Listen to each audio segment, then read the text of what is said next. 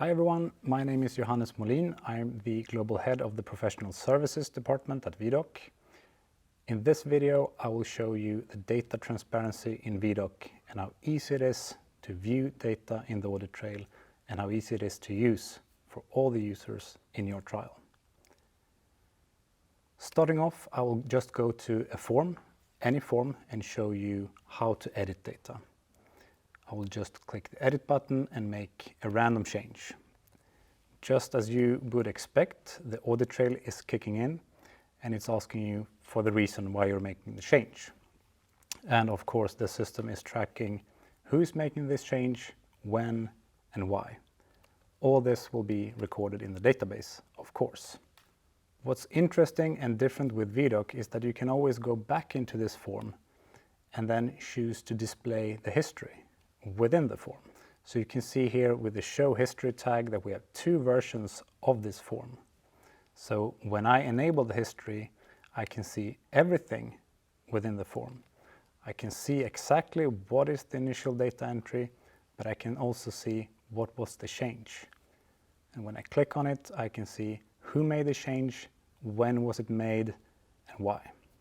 So although we can also just export the full audit trail with the form history and the item history, it's also extremely user-friendly and usable for all the users in the study to just be able to open the form in question and look at the history within the form.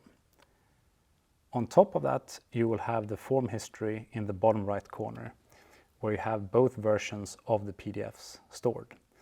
So in case you need to investigate what really happened in this form, you can always go back to the previous versions. On top of that, you can also give your users the possibility to reset and delete data.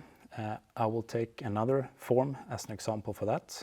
I will open the physical examination form and just open it in edit mode and reset the entire form.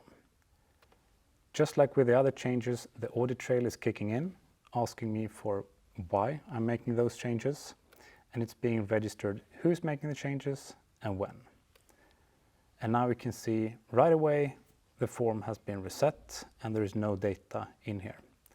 However, to ensure that you have full tracking of what's happened, you will now see this, show deleted forms. So when you need to go back and take a look what happened, you can just choose to display those forms and you will see clearly what has been removed. You can again open the form to see the content in the form. You can see why it was deleted and by whom. And we can also take that one step further. Let's say that we have a tricky situation where a site user has entered sensitive data within the EDC. They might have entered privacy details for a subject, perhaps a social security number or a phone number that could directly reveal this patient's identity. How would then the audit trail act to help you in this scenario? So I'll take a case here and I'll just open the medical history form.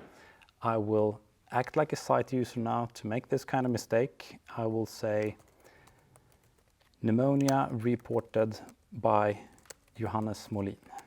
So by mistake, I'm adding the name of the patient.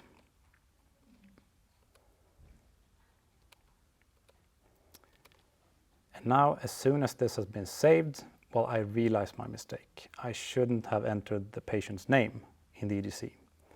So I want to correct my mistake. I go back into the form and I open it in edit mode and I change the term to just say pneumonia.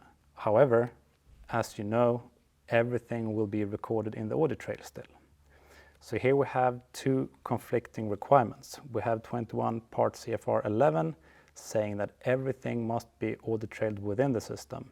But now we also have the patient privacy to care for. So how would we solve that situation? Well, then we have another tool which is a perfect asset in this situation, where we can go back into the form, we can open it to show the history, and we can go into the audit trail. And here we can anonymize values in the audit trail. So if I've been given those permissions in the study design, I can just anonymize this value. and I would need to proceed with my password. Once the value has been anonymized, no user would be able to see that in the audit trail, except for the user that has the permission to view anonymized data. In a normal study, that would only be a user with a role regulatory inspector. So with just a few clicks, you can make sure that very tricky situation has been covered in Viedoc with core functionality. Thank you for watching. This was a description of the data transparency in Viedoc.